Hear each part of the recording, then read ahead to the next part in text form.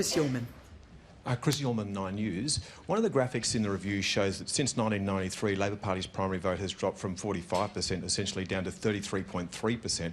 So that clearly goes beyond one election campaign, one leader or one set of policies. Why have so many people from Labor's base deserted it, and how do you fix it? Well, some of this, of course, is an international trend.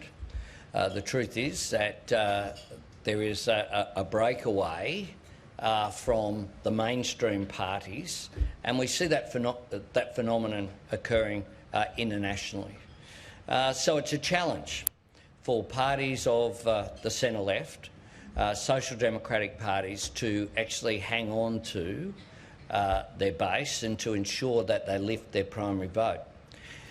One of the things we have to do, I think, is to be clear about our values. The report indicates that while some of the policies need to be looked at, I've said Labor's values are eternal. And I think that gives us a prospect of reaching out and representing people regardless of where they live, regardless of where, if they disagree with a particular policy framework that we're putting forward, and to put forward a philosophical position that I think, because I've been in public life for quite a while, people know what to expect from me. A strong economy, jobs at the forefront, you have to get that right.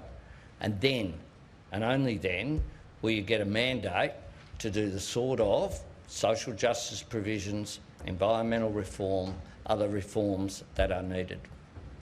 Greg Brown. Greg Brown from The Australian.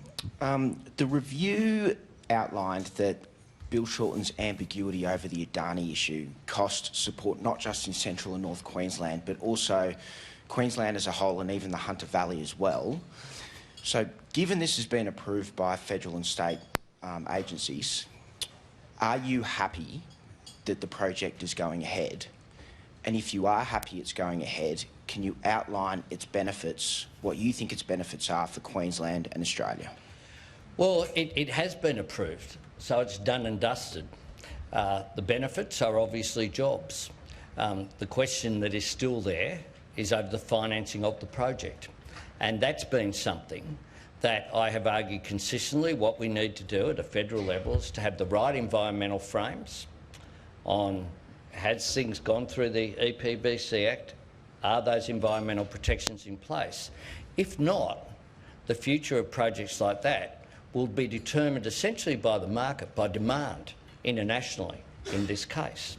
And that's why the project was drawn into question, because it was unable to get finance. So now they're getting internal finance, is what is proposed on the project, but it's much smaller. One of the things I did last week was to talk about, and in my purse speech, to talk about jobs and the environment as not being a zero-sum game. And that is, in my view, very much the right approach that we should take.